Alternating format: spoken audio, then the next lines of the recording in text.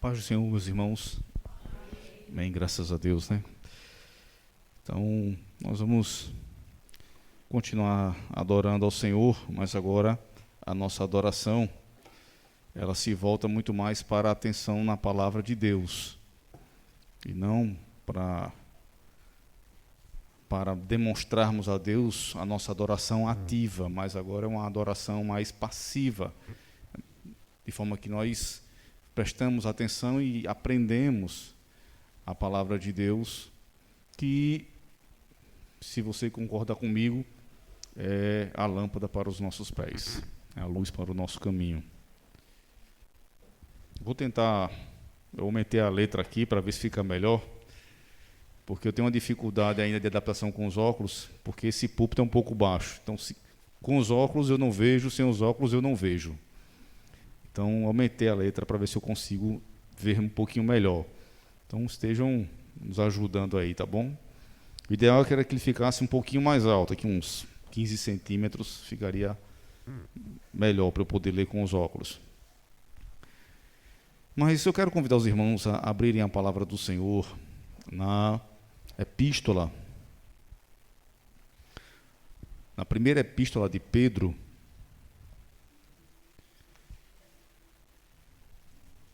Nós temos visto um pouco das grandezas de Deus nessa gloriosa epístola e penso que será muito proveitoso à medida que formos avançando no aprendizado desta epístola, para que a nossa alma encontre realmente refrigério, refúgio e se fortaleça no Senhor, porque o propósito da palavra de Deus não é só trazer conforto aos corações, mas, sobretudo, trazer encorajamento aos corações.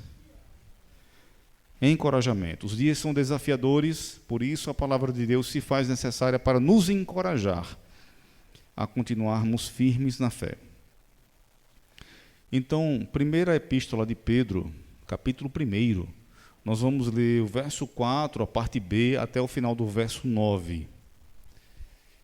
E diz assim a palavra do Senhor: herança guardada nos céus para vocês, que mediante a fé são protegidos pelo poder de Deus até chegar à salvação prestes a ser revelada no último tempo.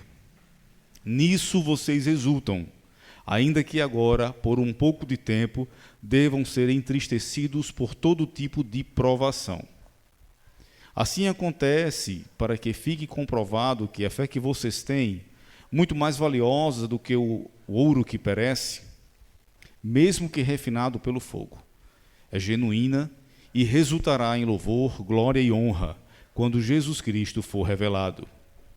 Mesmo não o tendo visto, vocês o amam, e apesar de não o verem agora, creem nele e exultam com alegria indizível e gloriosa, pois vocês estão alcançando o alvo da sua fé, a salvação das suas almas. Feche seus olhos e ore comigo. Amado Senhor, nós nos reunimos nessa noite aqui porque o Senhor assim o quis. E nós não estamos aqui, Senhor, sinceramente falando, para exaltar o homem, para massagear o ego humano. Nós não estamos aqui com esta finalidade. A nossa finalidade é de aprender a Tua palavra, que ela fale conosco nessa noite. A nossa finalidade é de sermos confrontados com a Tua palavra. A nossa finalidade é que o nosso coração seja humilhado pela Tua palavra, para que a seu tempo o Senhor nos exalte. É estarmos debaixo da Tua mão, é cumprirmos o Teu propósito, o Teu querer, é não cumprirmos as nossas próprias vontades, mas cumprirmos cabalmente a Tua vontade soberana. Ensina-nos a sermos filhos obedientes e tementes ao Senhor. Fala conosco nesta noite. Enche os corações com Teu Santo Espírito. Que haja obediência e gratidão por Tua palavra neste instante. Que enquanto estamos pregando, sabemos que o próprio império das trevas milita para impedir que a tua palavra chegue aos ouvidos e ao coração e ali produza fruto. Mas nesse instante, Senhor, nós, confiando no teu Santo Espírito, confiando no teu poder, queremos rogar para que a tua santa palavra seja transmitida, não só aos ouvidos, não só ao coração, mas a todo o ser, a toda a alma vivente que nos escuta nesse instante. Ser com cada um, Senhor, dissipa todas as trevas, sejam pela tribulação, seja por qualquer outra coisa, que as trevas sejam dissipadas nesse instante e que a tua luz brilhe e resplandeça em cada coração, através da tua santa e verdadeira palavra. Nós não estamos pedindo um carro novo, Senhor. Nós não estamos pedindo uma casa. Nós não queremos bens materiais, mas queremos bens espirituais. E se agrada o nosso pedido, concede-nos, Senhor, o teu favor.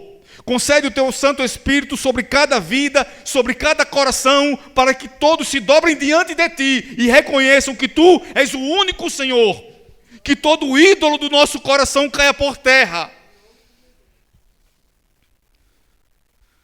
E que a tua palavra resplandeça em nossas vidas.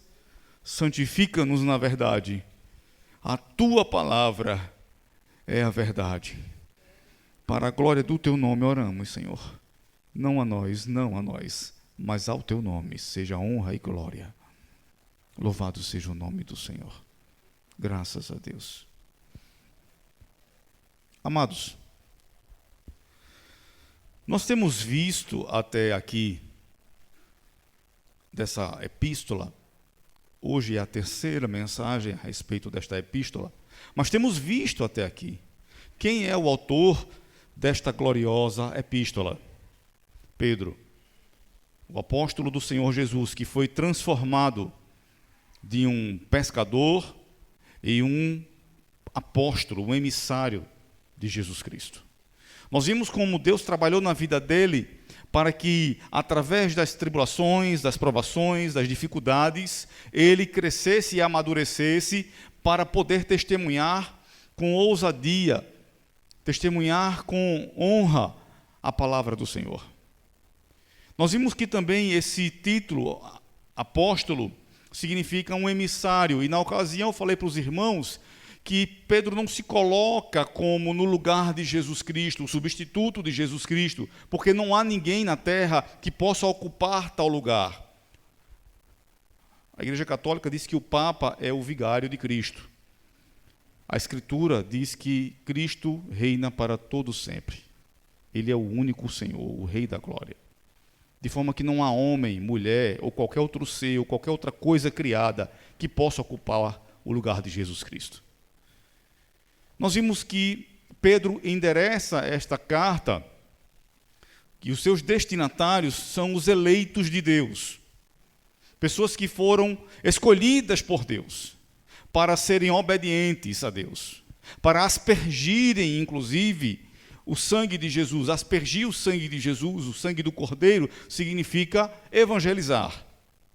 Nós fomos escolhidos para a obediência, mas também para testemunhar da graça do nosso Senhor Jesus Cristo, para que a sua palavra seja propagada, para que o seu evangelho chegue em cada lar, em cada família, em cada coração.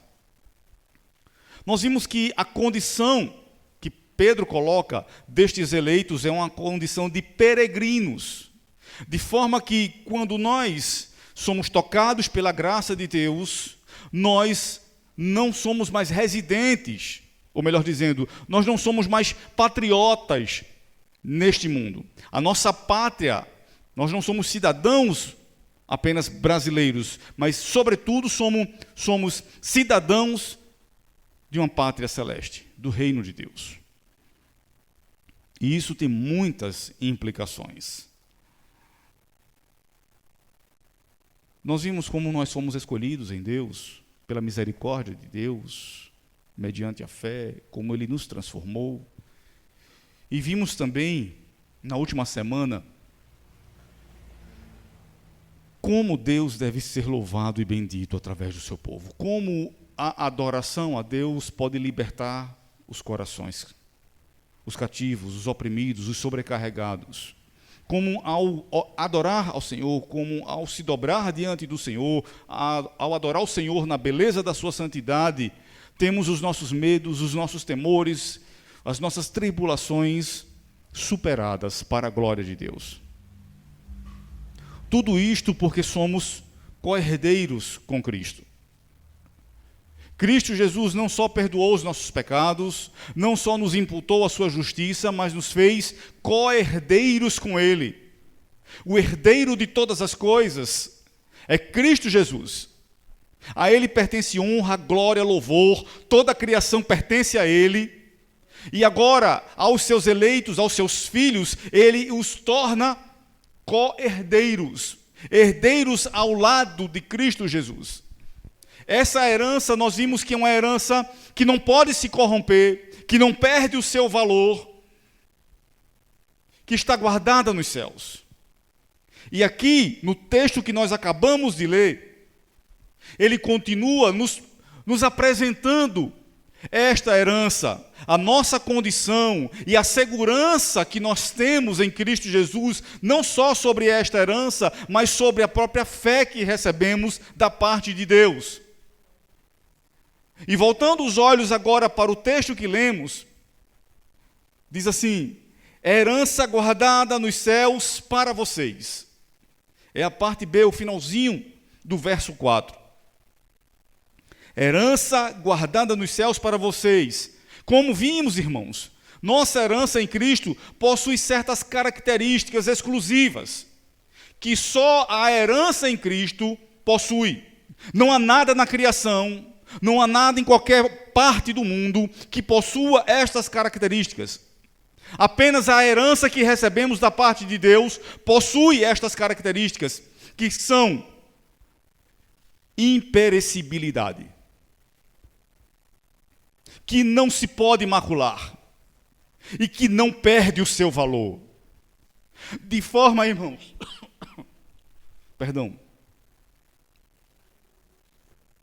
de forma que a nossa herança em Cristo Jesus é imperecível, imaculável, imarcessível, ou seja, não perde o seu valor. Nossa herança possui essas características porque está guardada nos céus. Por isso, ela não pode perder o seu valor, não pode perecer e não pode se manchar, porque a nossa herança está guardada nos céus, pelo próprio Deus. E está guardada não só às 7 chaves, não só num cofre bem protegido, mas está guardada no centro da vontade de Deus. Talvez na sala do trono, quando nós chegarmos diante do Senhor, e chegarmos diante dele na sala do trono, e ele poderá nos coroar com essas bênçãos que nos foram prometidas. Esses céus, irmãos, não são o firmamento, que é a imensidão entre a terra e toda a expansão do universo. Porque as coisas contidas no firmamento ainda estão sujeitas ao perecimento. Estrelas morrem. Isso é o que a ciência comprova. Estrelas morrem, apesar de muitos anos. Elas morrem, perecem. Mas a nossa herança é imperecível. Não perde o seu valor. É imaculável. Esses céus que ele está falando aqui é precisamente o lugar onde Deus reside. Um astronauta russo, ele fez a seguinte declaração. Não lembro o nome dele, faz muito tempo que eu tomei conhecimento disso. Mas um astronauta russo chegou aos céus, voltou, chegou no espaço, lá na espaçonave, voltou e fez a seguinte declaração quando pousou aqui na Terra: eu estive nos céus e não vi Deus. Ou seja, ele está dizendo, Deus não existe. Mas como temos visto, não é este céu que estamos falando, não é o firmamento, não é o espaço sideral, é um lugar espiritual. É um lugar, irmãos, em que não há falha nem pecado, não há dor nem sofrimento, não há degradação nem morte. Por isso é chamado de paraíso. É um lugar livre da ação do tempo, por isso é chamado de eternidade. É um lugar preparado onde Deus, que é o todo-poderoso, que sustenta todas as coisas pelo seu poder, sustenta todas as coisas ali. Não há dor, não há sofrimento, não há choro, nada perece, ninguém envelhece, não há dor nas costas, não há joelhos vacilantes ou feridos, mas há uma glória eterna. É o local preparado por Cristo Jesus para aqueles que, sendo seus discípulos, nasceram de novo. Não por terem obtido algum tipo de livramento da morte, como alguns costumam dizer. Escapam da morte e dizem, eu nasci de novo. Ou fulano nasceu de novo. Porque acabou escapando de um perigo de morte. Não é isso. O novo nascimento não é isso. O novo nascimento é o que Jesus diz, nascer da água e do Espírito. A palavra de Deus nos declara algumas coisas gloriosas desse lugar em que Jesus habita.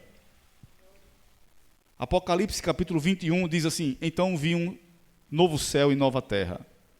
Pois o primeiro céu e a primeira terra tinham passado, e o mar já não existia. Vi a cidade santa, a nova Jerusalém, que descia do céu da parte de Deus, preparada como uma noiva adornada para o seu marido. Ouvi uma forte voz que vinha do trono e dizia, agora o tabernáculo de Deus está com os homens, com os quais ele viverá. Eles serão o seu povo. O próprio Deus estará com eles e será o seu Deus. Ele enxugará dos seus olhos toda lágrima. Não haverá mais morte, nem tristeza, nem choro, nem dor, pois a antiga ordem já passou. Aquele que estava sentado no trono disse, estou fazendo nova todas as coisas. E acrescentou, escreva isto, pois estas palavras são verdadeiras e dignas de confiança. De forma que a herança que Pedro está colocando aqui para a gente está reservada, guardada num local onde o próprio Deus toma de conta. Com todo o seu poder, com toda a sua glória. Ele nos declara ainda.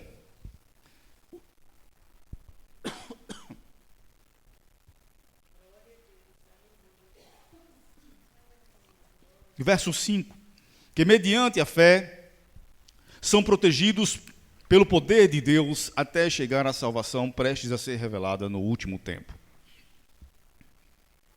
Embora a nossa herança esteja segura no céu, nós ainda estamos na terra. Concorda comigo? E estando na terra, estamos suscetíveis a uma grande diversidade de tentações, misérias e debilidades. Estamos realmente em condições tão seguras que conseguiremos chegar até lá e herdar as maravilhas que Cristo nos prometeu? Estamos, de fato, em condições de herdarmos essas maravilhas? Se você olhar para você mesmo, você vai encontrar os seus pecados, as suas falhas, as suas debilidades. Mas louvado seja o nome do Senhor, que apesar das suas debilidades, das suas falhas, das suas fraquezas, o Senhor é quem te sustenta.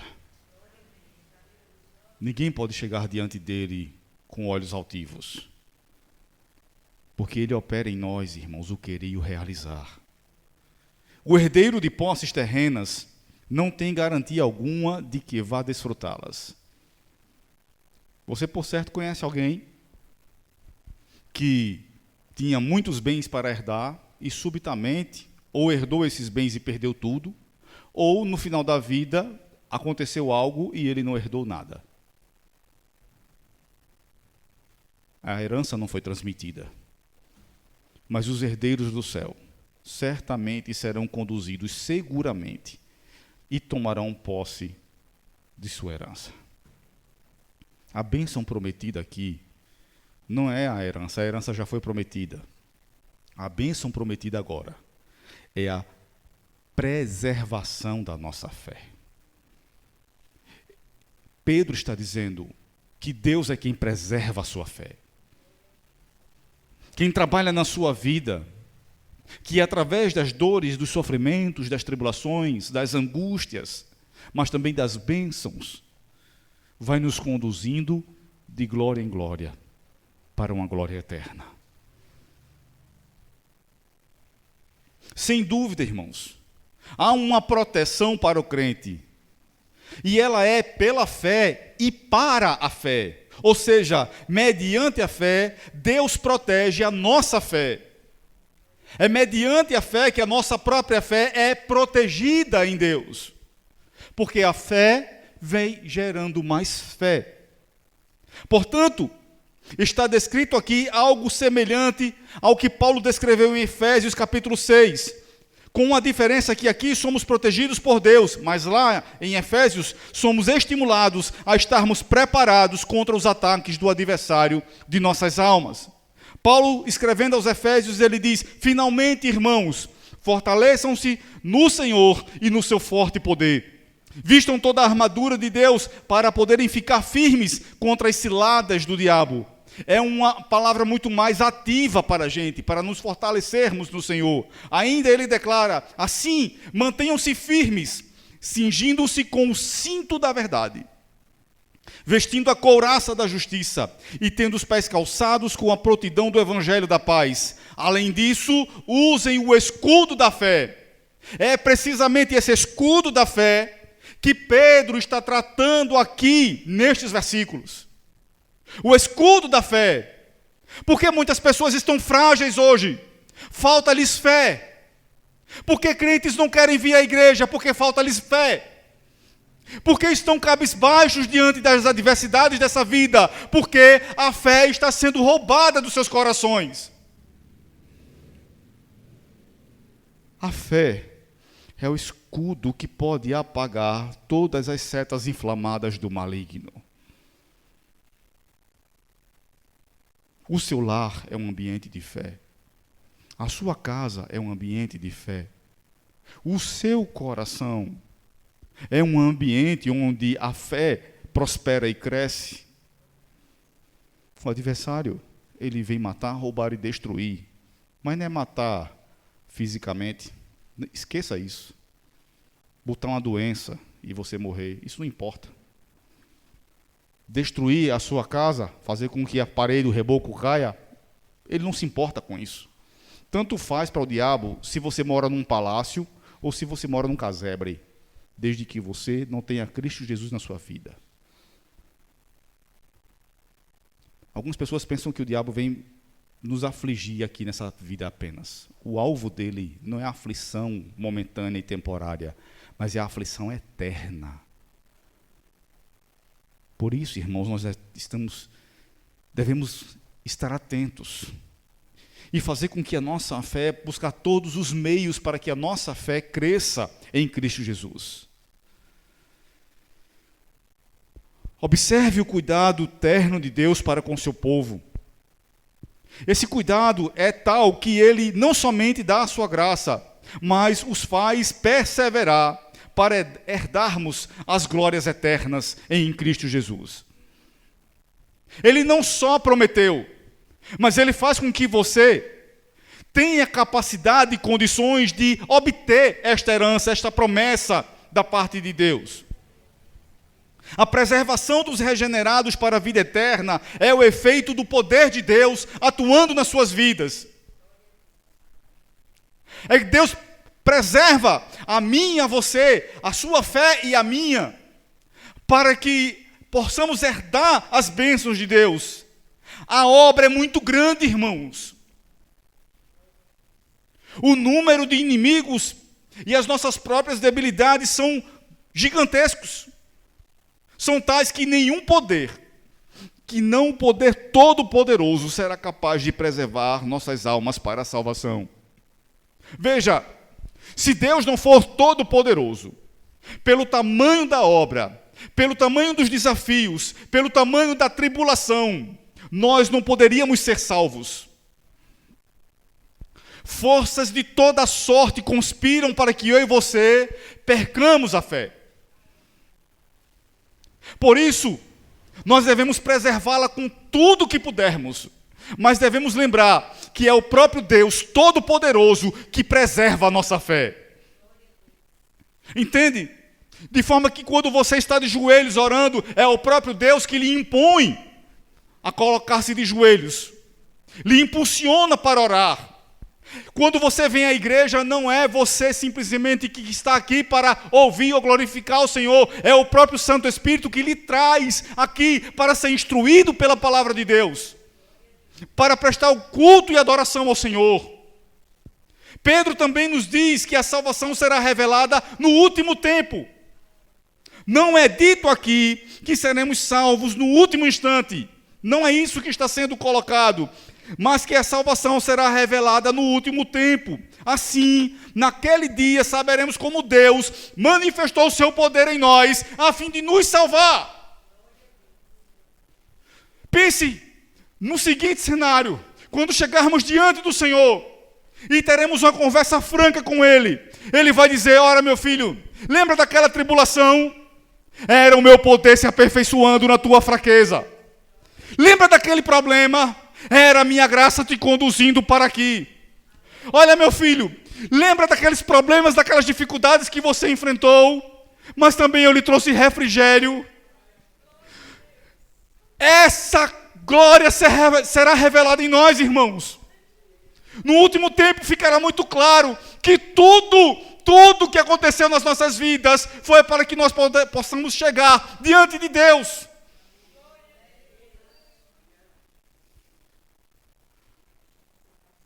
Sim, é Cristo quem nos guarda e nos faz preservar, ou melhor, perseverar na fé, para que a glória de nossa salvação seja dele e apenas dele. Eu me converti, muitos dizem. Eu sei que nós nos convertemos, mas na verdade a nossa própria conversão é Deus quem opera em nós. Entende? Ele opera em nós a nossa conversão. Aqui nós temos também o verso 6. Nisso vocês exultam.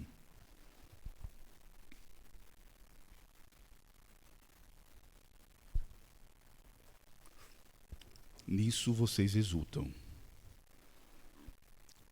Pedro demonstra que a exultação, e exultar é estar cheio de alegria, é uma alegria muito maior do que a própria alegria. Então ele demonstra que a exultação é a certeza de que a nossa gloriosa herança em Cristo Jesus está guardada nos céus para nós, e o próprio Deus é quem guarda.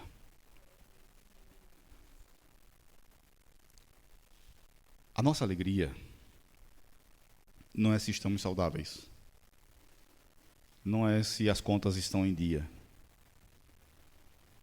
A nossa alegria não é se tudo vai muito bem. A nossa alegria é a certeza de que a nossa herança em Cristo Jesus está guardada por Deus.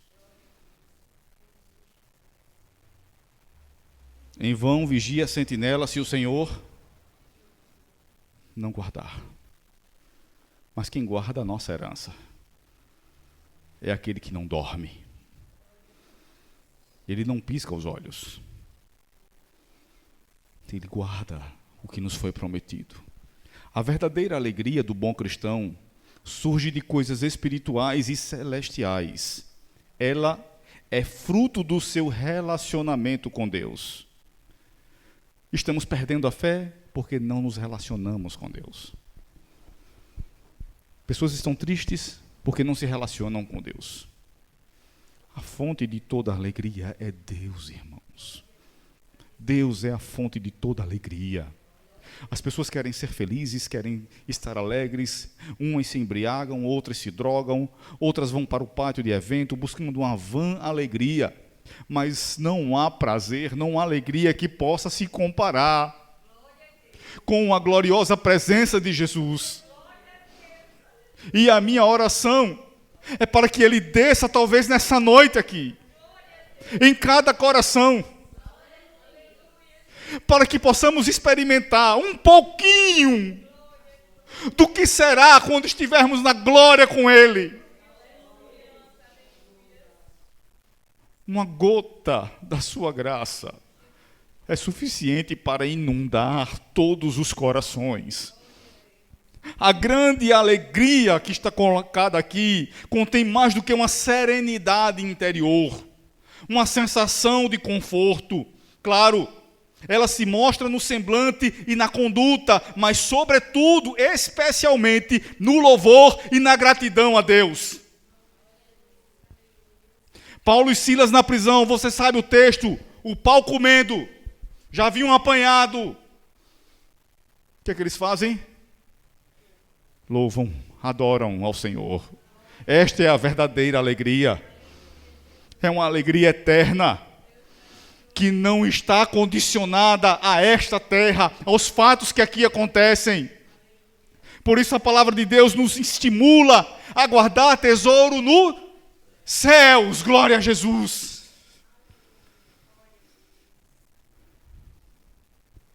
Vocês exultam, vocês se regozijam, é uma alegria para além da alegria. Ainda que agora, por um pouco de tempo, devam ser entristecidos por todo tipo de provação. Parece uma contradição, né? Está alegre ou está entristecido? Não, não é uma contradição. É a vida cristã. A vida cristã é assim. Somos entristecidos pelas dificuldades que passamos aqui. Afinal de contas, nós não somos indiferentes. Deus permite que a nossa tristeza aconteça aqui na terra, mas, sobretudo, estamos alegres, porque a nossa herança está guardada nele. Temos aqui, irmãos, uma demonstração clara e inequívoca de que todo crente sincero e obediente deve passar por todo tipo de provação. Igrejas por aí afora dizem que se você passa por alguma provação, é porque você está em pecado, é porque você não tem fé. Mas olha, todos os apóstolos enfrentaram todo tipo de provação. Assim, todo crente sincero em Cristo Jesus enfrenta todo tipo de provação.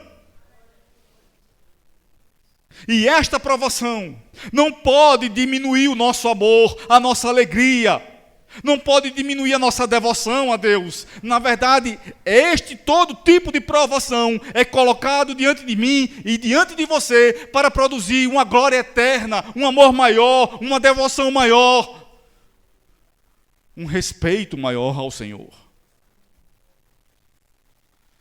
Ele ainda nos diz: assim acontece para que fique comprovado que a fé que vocês têm, muito mais valiosa do que o ouro que perece, mesmo que refinado pelo fogo, é genuína e resultará em louvor, glória e honra quando Jesus Cristo for revelado.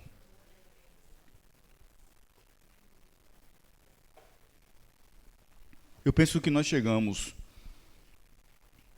ao ponto máximo do que eu quero trazer para vocês aqui. Não sei se você tem acompanhado até esse momento, mas se você não acompanhou até esse momento, eu queria muito que você prestasse atenção no que eu vou dizer aqui agora. Já dissemos que Deus nos concede fé e preserva a nossa fé até o último dia. Mas agora Pedro nos diz que a fé que Deus gerou em nós é genuína. E sua genuinidade é comprovada mediante ao enfrentarmos e vencermos todo tipo de provação por amor a Cristo Jesus. Como é que se mostra uma fé genuína? Através de todo tipo de provação. De forma que quando oramos, Senhor, aumenta a nossa fé, o que nós estamos orando é para que venha mais provação. Aumenta o nosso amor por Ti, estamos orando por mais provação. Sei, você agora está chocado, né? Talvez você nem peça mais para amar a Deus, nem para que a sua devoção aumente. Mas é a provação que faz com que a gente ame mais o Senhor. Dependa mais dEle, viva para a glória dEle. A fé genuína é mais valiosa do que o ouro refinado. E se o fogo purifica o ouro, Todo tipo de provação também há de purificar a nossa fé.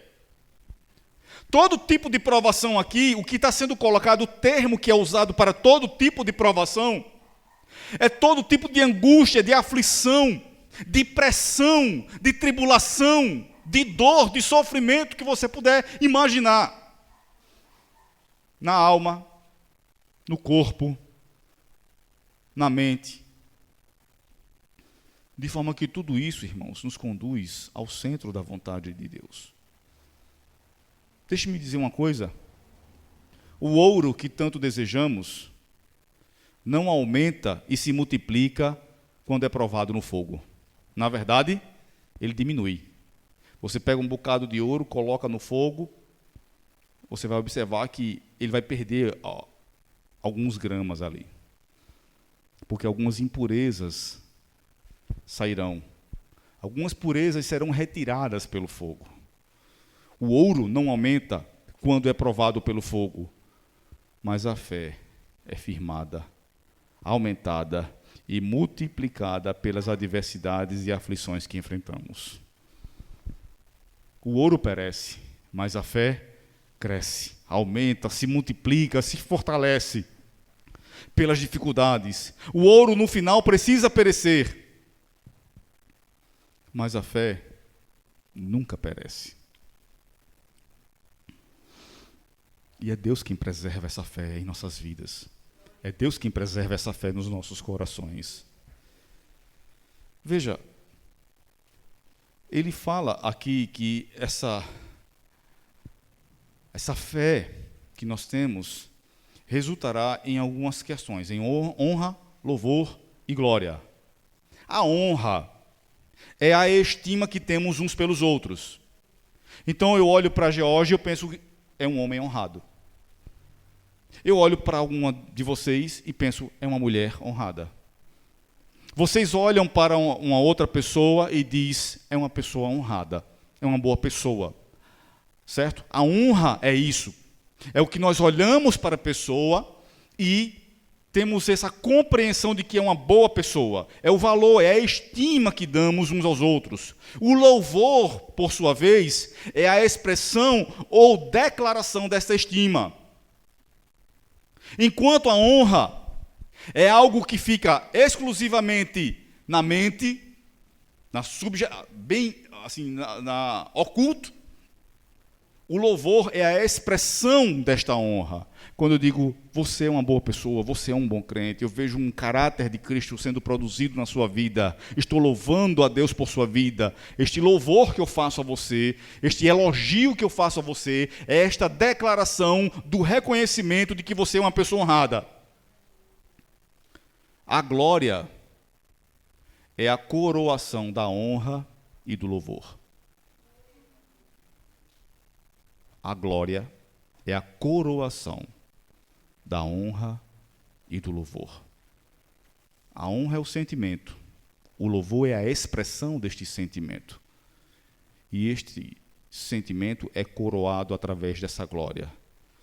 E o que está sendo colocado aqui, irmãos, é que Cristo vai louvar a honra do seu povo naquele grande dia, dando-lhes a coroa da vitória. Seremos elogiados pelo Senhor. Ele vai dizer para mim e para você, vinde, bendito do meu Pai. Possuí a herança, o reino que vos tenho preparado desde a fundação do mundo. Ou talvez nós possamos dizer, repetindo as palavras do apóstolo Paulo, eu já estou sendo derramado como uma oferta de bebida. Está próximo o dia da minha partida. Combati o bom combate, terminei a corrida, guardei a fé. Agora me está reservada a coroa da justiça. Agora está reservada a coroa da justiça, que o Senhor, o justo juiz, me dará naquele dia. E não somente a mim, diz Paulo, mas também a todos os que o amam. De forma que o que está sendo colocado, irmãos, é muito mais do que um elogio de homem, é muito mais do que algo que perece nesta vida, é uma glória eterna, é um louvor da parte de Deus a olhar para você e dizer: vinde bendito. Que bom que você está aqui. Você perseverou, foi fiel no pouco, vem agora sobre o muito.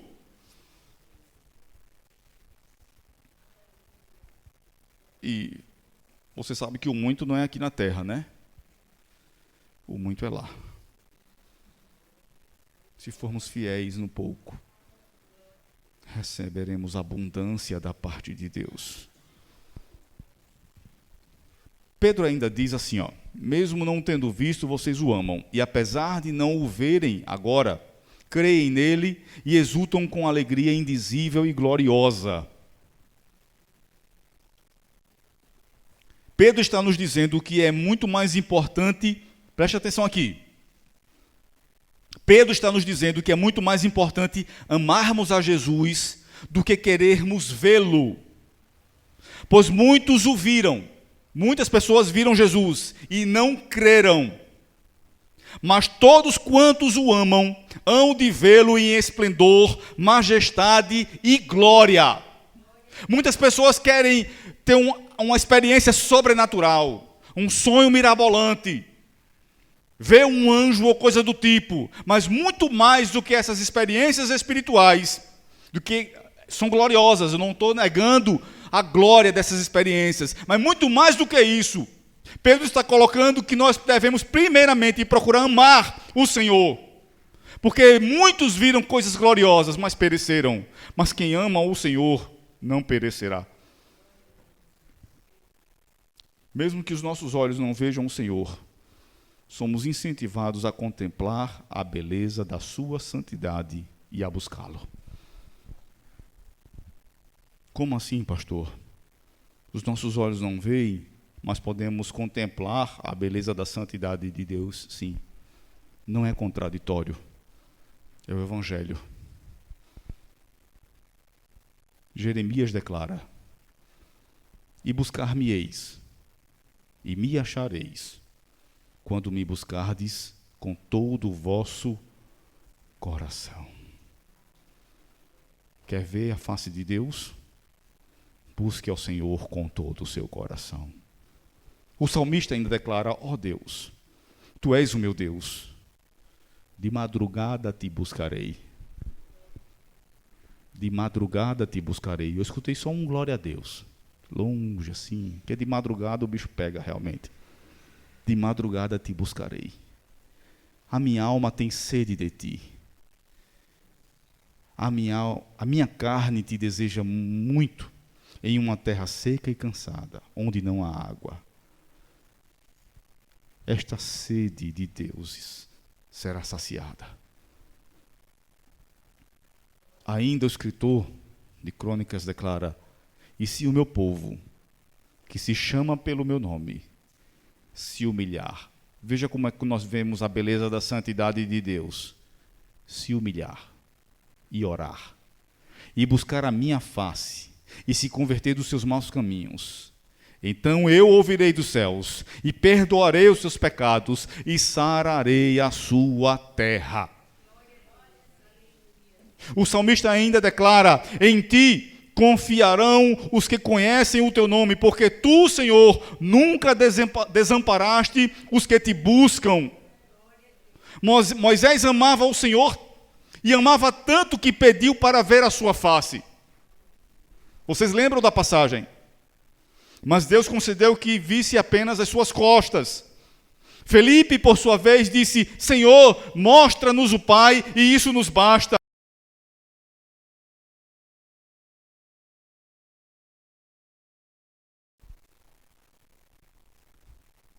E finalmente ele diz: pois vocês estão alcançando o alvo da fé, da sua fé, a salvação das suas almas. Pedro nos ensina, irmãos, que o verdadeiro alvo da fé não é outra coisa a não ser a salvação das nossas almas. Se você der uma lida na galeria da fé, lá de Hebreus capítulo 11, você vai ver que homens fizeram coisas gloriosas, que mulheres, inclusive pela fé, obtiveram aqueles que estavam mortos de volta, pela fé. Mas você vai ver também que pela fé, homens foram cerrados ao meio, passados ao fio da espada, pela fé. Pela fé, andaram em busca de uma promessa que não viram a realização da promessa. Podemos ser curados pela fé. Podemos operar maravilhas pela fé. Podemos falar noutras línguas pela fé. Podemos obter vitória sobre o inimigo e sobre as tribulações desta vida pela fé. Contudo, o objetivo da nossa fé deve ser sempre a salvação eterna. Veja, você há de concordar que o apóstolo Paulo era um homem de fé. Mas como nós sabemos, ele não obteve vitória sobre um espinho na carne enquanto esteve aqui na terra. Enquanto ele estava aqui, um mensageiro de Satanás, que ele chama assim, um mensageiro de Satanás, o esbofeteava. Ele rogou ao Senhor, mas o Senhor não removeu. Então, algumas vezes nós obtemos vitória pela fé, mas em outros casos nós não conseguimos exatamente a vitória que esperamos. Por isso, o objetivo da nossa fé é a salvação eterna. Muitas pessoas dizem, eu sou um homem de fé, eu sou uma mulher de fé, eu tenho fé, mas sempre no aqui e agora. Se você indagar, perguntar para ela, provavelmente ela vai dizer que tem fé, que as coisas vão melhorar, que se estiver enfermo vai ficar curado, se estiver desempregado vai abrir uma porta de emprego. Claro, a nossa fé nos dá vitória aqui também. Não estou negando isso. Mas o objetivo principal da nossa fé é a nossa salvação. O que você daria por sua alma? Se o próprio diabo chegasse para você hoje e perguntasse qual o preço da sua alma, o que você quer para abandonar Jesus? Uma vida sem dor, sem sofrimento? Talvez dinheiro? Talvez a saúde de quem você ama? O que você daria por sua alma? As pessoas, irmãos, estão vendendo a sua fé por migalhas. Porque a nossa herança em Cristo é muito superior e muito mais gloriosa do que qualquer outra coisa. Finalmente, para concluirmos, nós vemos aqui a nossa herança celestial. E eu quero trazer algumas aplicações práticas para a sua vida. Mantenha o foco nas promessas eternas de Deus, ao invés dos bens materiais. Diariamente, lembre-se da segurança e perfeição do que Ele tem preparado para você, cultivando uma perspectiva eterna nas suas decisões e prioridades. Cultive uma perspectiva eterna, da eternidade, o que você vai fazer, o que você vai decidir, sempre esteja isso em seu coração, o olhar para a eternidade. Vimos também como somos protegidos de forma divina pela fé. Em momentos de desafio, confie que sua fé é protegida por Deus. Pratique a oração e a meditação diária para fortalecer sua confiança em sua proteção, que vem do Senhor. Especialmente quando enfrentar situações difíceis. Pratique oração, pratique devoção ao Senhor para que a sua fé se fortaleça. É Deus quem preserva a sua fé, mas a forma pela qual Ele preserva a nossa fé é mediante o crescimento da fé. A fé que não cresce, esmorece. E é importante que eu e você busquemos sempre crescer e fortalecer a nossa fé. Vimos também sobre a genuinidade da nossa fé. Avalie suas reações às provações para cultivar uma fé genuína e autêntica. Participar de grupos de apoio, de estudos bíblicos, pode ajudar a partilhar essas experiências e a fortalecer mutuamente a fé uns dos outros durante os tempos difíceis. Quem não está passando tempo difícil, levanta a mão. Poxa, ninguém levanta. Até as crianças, né? Meu Deus.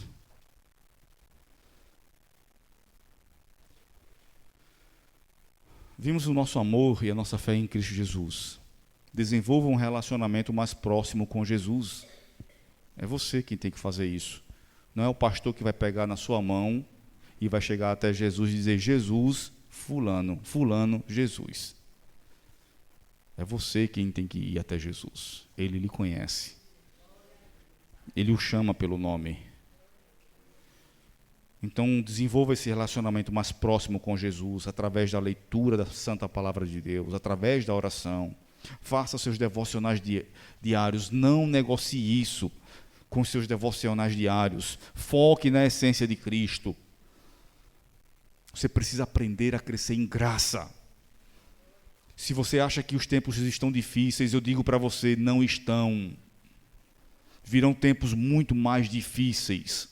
Eu não sou profeta da catástrofe, mas a palavra de Deus nos mostra que haverá tempos muito mais difíceis. E se aqueles dias não fossem abreviados, até os eleitos se perderiam, diz a palavra de Deus. Então, se você acha que o tempo está difícil agora, prepare-se para tempos muito mais difíceis, fortalecendo a sua fé.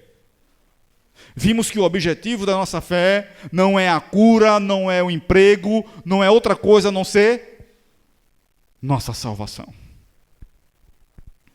Alinhe suas ações e decisões diárias com o objetivo final da sua fé, a salvação. Ande de forma digna, de forma honrada da vocação que você foi chamado. Você foi chamado como servo de Jesus, como filho de Jesus. Envolva-se em evangelismo. Vemos aqui a necessidade de evangelizar vidas. E antes de você ser enviado para locais distantes, é necessário que primeiro você faça missões local, no seu bairro, com seu vizinho, talvez com um parente. Vamos orar nesse instante.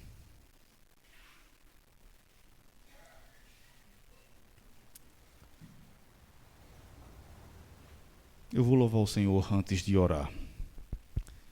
E talvez você possa ficar em pé e cantar conosco esta canção.